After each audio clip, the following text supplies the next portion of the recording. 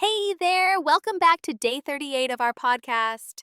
Today, we're diving into some pretty detailed scripture from Exodus, chapters 25 through 27. These chapters describe the construction of the tabernacle and all the sacred furniture inside. It's a lot of details, but let's break it down.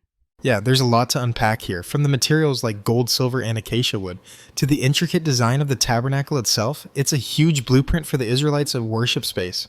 Let's start with the offering in Exodus 25. God tells Moses to ask the Israelites to bring specific materials. What do you think about this offering requirement? It's really interesting. God doesn't demand it from everyone, but from those who are willing.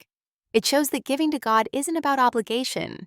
It's about willingness and devotion. There's also something beautiful in the list of materials: gold, silver, and even things like goat's hair and ram's skins dyed red. It's almost like each item has a symbolic meaning to it. Yeah, I love how diverse the materials are. They reflect the richness of Israel's heritage and also symbolize different aspects of God's provision and holiness. The fact that they're used to build something as sacred as the tabernacle, a dwelling place for God among them, really emphasizes the significance of their worship. Right?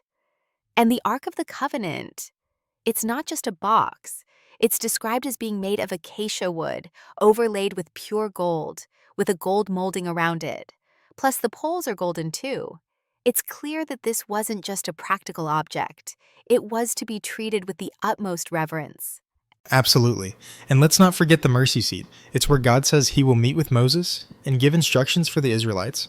The cherubim on top, with their wings spread out over the mercy seat, everything about it screams holiness and divine presence. The imagery of the cherubim, too, is worth noting. They're not just decorative, they have symbolic significance representing God's protection and majesty. I think it's important to point out that this is not just about physical space. The tabernacle is a reflection of the relationship between God and his people. The ark holds the covenant, which is central to the relationship, and this is where God promises to meet with Moses, between the cherubim. That's an intimate and powerful picture. Definitely. Now, moving on to the table of showbread, it was supposed to be placed in front of the Lord, and it was always to have 12 loaves of bread on it, representing the 12 tribes of Israel. This symbolizes God's continual provision for his people. And that's not all. The table's design, the gold molding, the rings for carrying, it's all built with such careful attention to detail, highlighting the sacredness of the table and the importance of what it represented. The bread was always to be before God, showing his constant care for his people. Yeah, and then there's the lampstand. It wasn't just for light, it had a deeper significance too. The golden lampstand was to be made of hammered work with almond blossoms, buds, and flowers as part of its design. The lampstand had 7 lamps, symbolizing the complete illumination from God, guiding the people in his light. Right, and remember, the lamp was to burn continually. It's like God's presence and guidance are always meant to be shining in the life of Israel, day and night. I also find it fascinating that the lamps had to be tended to, ensuring the light never went out. It's a reminder that the people had to remain vigilant in keeping the light of God alive in their midst. Absolutely, and it wasn't just about the objects. Even the curtains, the veil separating the Holy of Holies from the rest of the tabernacle, were designed with the utmost care. The blue, purple, and scarlet fabric woven with cherubim gave it a heavenly touch. The veil had such a significant role, it kept the divine and the earthly separate, maintaining the sanctity of God's presence. That veil really stands out, especially when you think about its role in separating the Holy of Holies. It's where the Ark of the Covenant rested, where God's presence was most fully manifested. This veil was symbolic of the distance between God's holiness and humanity's sinfulness. And the fact that only the high priest could go in, and only once a year on Yom Kippur, shows just how sacred that space was. It wasn't just a physical barrier, it was a spiritual one. It made the people recognize the need for atonement and the holiness of God. Exactly. Moving to the construction of the tabernacle itself, it's fascinating how detailed the instructions are for the curtains, the boards, and even the bronze sockets. The tabernacle had to be perfectly built, and every part was symbolic. The acacia wood, the gold overlay. It speaks to God's desire for excellence and purity in his dwelling place. And it wasn't just about the beauty or the material wealth. The physical structure of the tabernacle had a specific function. The boards, the bars, the coverings, they all had to be set up in a way that reflected God's order. It was a visual representation of how God's people were meant to live in his order and under his rule. That's a great point.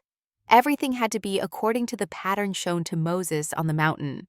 It's almost like God was giving them a blueprint for how to live, both in terms of worship and in the way they structured their community.